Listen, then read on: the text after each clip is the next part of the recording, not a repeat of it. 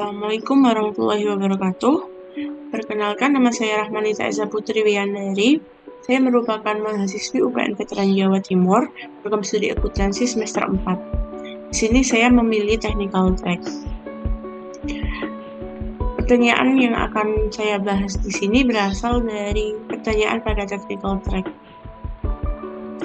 Untuk pertanyaan yang pertama, permasalahan utama sektor pendidikan dan UMKM di Indonesia yang bisa diselesaikan oleh chatbot. Untuk sektor pendidikan sendiri, masalah utama yang dialami oleh sektor pendidikan yaitu minimnya bahan pembelajaran. Kurangnya keterbatasan bahan pembelajaran menurut saya hal yang wajar, karena memang dari kesadaran akan literasi di Indonesia termasuk di urutan akhir. Dari sudut perspektif lain, menurut saya bisa jadi bukan karena masalah minimnya bahan pembelajaran, tapi masalah kurangnya kesadaran untuk membuat inisiatif menjadi modul pembelajaran. Untuk sektor UMKM sendiri, permasalahan utama yang dialami oleh sektor UMKM yaitu pembukuan yang masih manual. Pemerintah memang sudah menggalakkan digitalisasi UMKM, namun sayangnya masih banyak pelaku usaha yang melakukan pembukuan secara manual.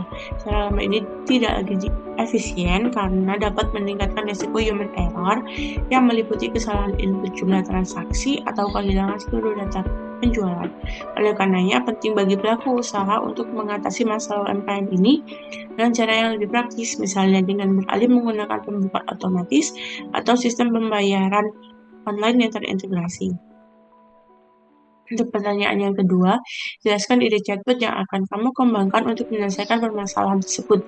Mengapa solusi kamu lebih efektif dibandingkan solusi-solusi digital lain yang sudah ada di Indonesia?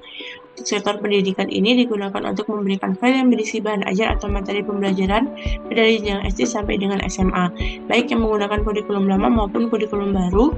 Dengan begitu, para pengguna dapat mengakses file kapanpun dan dimanapun.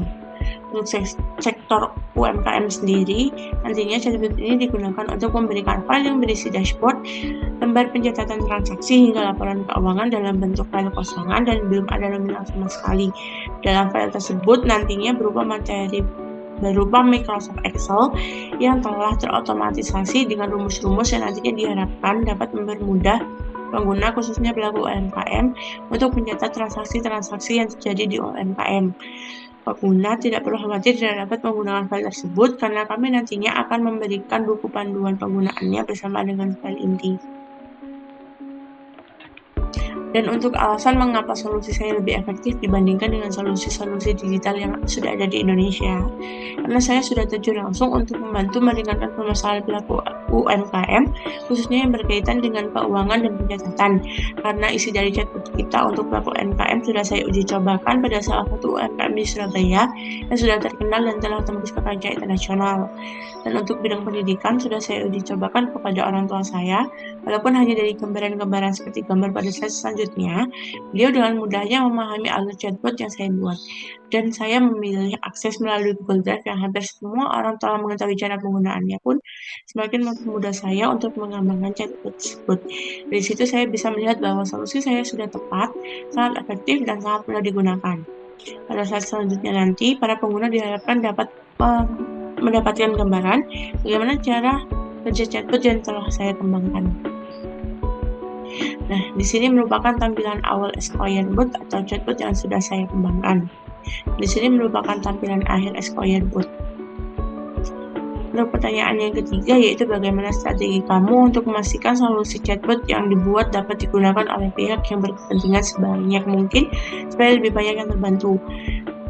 Caranya dengan membatasi informasi yang valid saja yang diinformasikan dan menjamin kerahasiaan nomor WhatsApp dan password para pengguna.